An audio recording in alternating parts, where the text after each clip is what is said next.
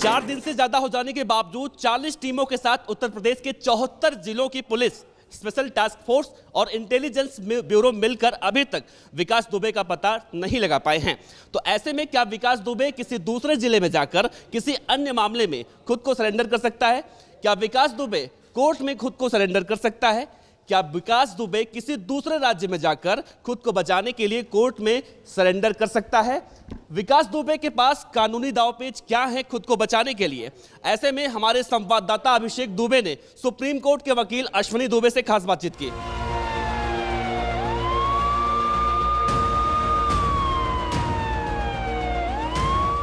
कानपुर में हुई बड़ी घटना का दोषी विकास दुबे अभी भी फरार है। पुलिस की 20 टीमें, एसटीएफ और अब इंटेलिजेंस ब्यूरो भी उसके पीछे लगी हुई है, लेकिन सफलता नहीं मिली है। कभी खबर आती है कि वो नेपाल भागने की फिराक में है, कभी खबर आती है कि बिहार में, मध्य प्रदेश में कहीं छुपा हुआ है, कभी खबर आती है कि कहीं अंडरग्राउंड हो चुका है, लेकिन पुलिस के हाथ अभी कोई सुराग नहीं लगा है। खैर, हम इस वक्त सुप्रीम कोर्ट के वकील अश्विनी दुबे जी के साथ हैं। और सर, आपका पार्लियामेंट्री बिजनेस में स्वागत है।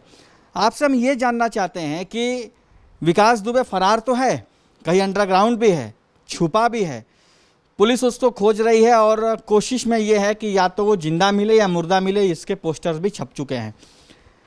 अब ऐसी स्थिति में उसके अपने वकील भी होंगे, उसके अपनी लीगल टीम भी होगी जो उसको बचाने की फिराक में होगी। आपको क्या लगता है एक वकील के तौर पर कि क्या क्या एस्पेक्ट हो सकते हैं वकीलों के पास, उसके अपने कानूनी सलाहकारों के पास, कि विकास दुबे को बचाया जा सके पुलिस से? देखिए, निश्चित तौर पर जो लॉ है, कानून है, किसी भी व्यक्ति को तब तक दोषी नहीं मानता है जब तक कि उसको अदालत में फाइनल वर्डिक्ट में कन्विक्शन नहीं हो। अभी जो जितनी बड़ी घटना हुई, जितने बड़े व्यापक पैमाने पर एक व्यक्ति ने पुलिस वालों को मारा और 3 थानों की जो ज्वाइंट टीम गई, ज्वाइंट टीम के ऊपर हमला हुआ, तो ये बहुत बड़ी घटना है।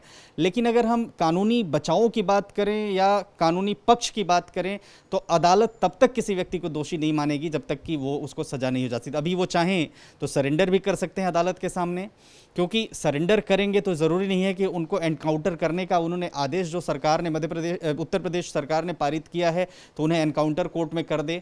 जिंदा या मुर्दा पकड़ने की बात है तो इसका मतलब अगर वो फरार होते हैं, भागते हैं या कहीं और से पकड़ में आते हैं, तो अगर वो पुलिस के ऊपर अटैक करते हैं, ऐसी परिस्थिति में एनकाउंटर करने का आदेश तो होता है। मगर आज भी वो चाहें तो कोर्ट में जाकर के सरेंडर कर सकते हैं। दूसरा, वो चाहें तो एंटीसिपेटरी बेल भी लगा सकते हैं। तीसरा, किसी और राज्य में भी वो चाहें तो वहां भी जाकर के सरेंडर कर सकते हैं। चौथा, वो किसी भी अदालत में, किसी भी कोर्ट में जाकर के ये कह सकते हैं साहब मुझे पुलिस मारेगी और इस घटना में मैं इन्वॉल्व नहीं था, लिहाजा मुझे फेयर ट्रायल दिया जाए और मैं सरेंडर करने के लिए तैयार हूं या मैं सरेंडर कर रहा हूं, मेरी सुरक्षा की जाए।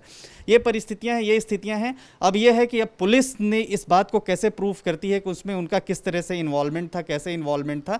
परंतु बचाव का रास्ता हमारा जो देश का क्रिमिनल प्रोसीजर कोड है, हमारे देश की जो कानूनी व्यवस्था है, वो ज़रूर देती है किसी भी एक्यूज को, जब तक कि उसको फाइनली सजा नहीं हो जाए।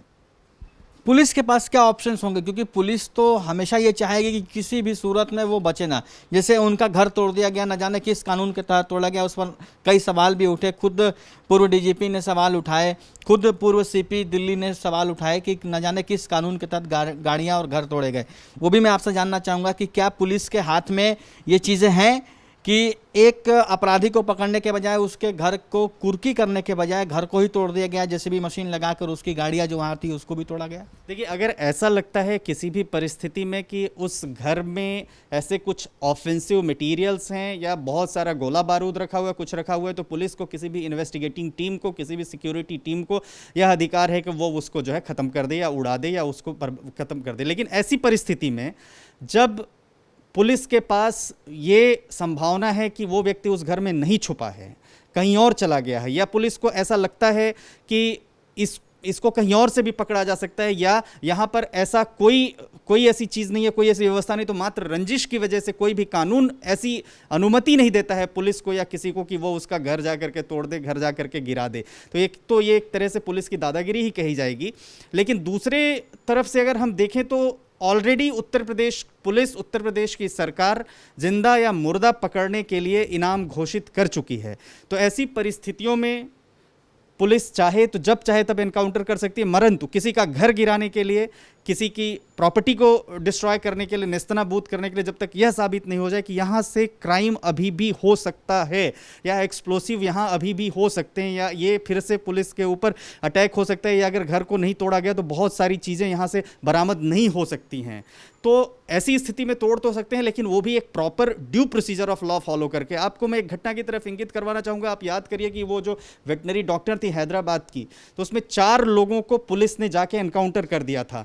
तो बहुत सारे सवाल उठने लगे थे कि क्या कंगारू कोर्ट्स की तरह फैसला होगा, क्या लॉ और क्राइम जो है कानून के मुताबिक चलेगा या लोग अपने हाथ में लेंगे या पुलिस अपने हाथ में लेगी एनकाउंटर करके। क्योंकि अगर हम देखें तो ज़रूरी नहीं है कि उन 4 लोगों में से 4 के चारों दोषी रहे, हो सकता है उनमें से एक व्यक्ति दोषी नहीं रहा हो सकता है ट्रायल होता तो वो बच जाता। तो उसी तरह से संभावनाओं की बात हमारा कानून करता है, हमारी न्यायिक व्यवस्था करती है और हमारे देश का क्रिमिनल प्रोसीजर कोड का। आपको दूसरी घटना की तरफ इंगित करूँ, अगर आप अजमल आमिर कसाब को देखें तो कसाब को भी पकड़ा गया, क्राइम स्पॉट से पकड़ा गया, टेररिस्ट था, लेकिन उसको भी फेयर ट्रायल इस देश में दिया गया। अफजल गुरु को भी फेयर ट्रायल इस देश में दिया गया।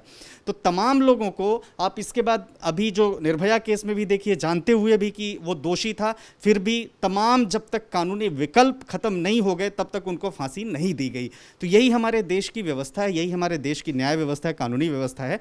तो फिलहाल अब देखना यह है कि अभी वो कौन से कानूनी तरीके को अडॉप्ट करते हैं, लेकिन हमारा कानून अपराधी को तब तक अपराधी नहीं मानता है जब तक कि उसको आखिरी तौर पर अदालत जो है फैसला नहीं देती। बीजेपी के राज्यसभा सांसद विजयपाल सिंह तोमर का कहना है कि किसी भी हाल में विकास दुबे जैसा अपराधी बख्शा नहीं जाएगा और पुलिस की पूरी कोशिश होगी कि उसे रिमांड पर ले।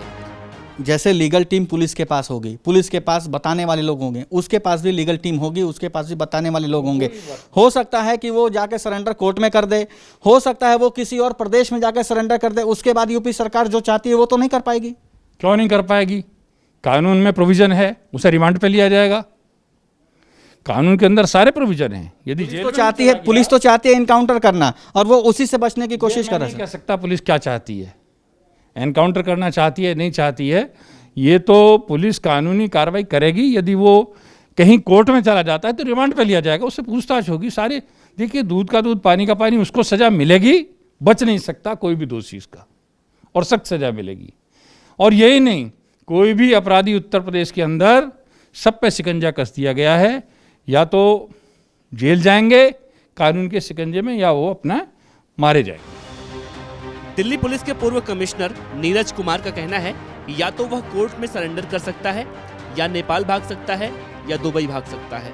पुलिस को लुकआउट नोटिस जारी करना चाहिए और पूरी कोशिश होनी चाहिए कि वो देश छोड़कर ना भाग सके और कोर्ट में सरेंडर कर सके। तो मेरे हिसाब से उसकी कोशिश 2 होगी, या तो वो किसी कोर्ट में जाकर सरेंडर कर दे ताकि ऐसा ना हो कि पुलिस मुठभेड़ में मारा जाए, और उसकी दूसरी कोशिश ये होगी कि वो भागकर नेपाल चला जाए या विदेश कहीं चला जाए।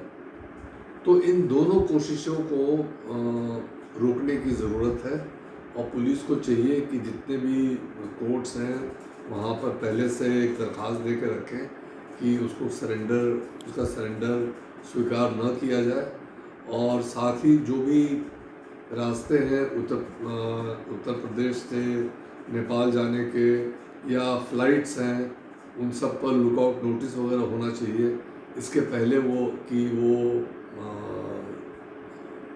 देश से कहीं बाहर निकल जाए, दुबई चला जाए या नेपाल चला जाए। तो उसको रोकने के लिए लुकआउट नोटिस फ़ौरन इशू कर देना चाहिए।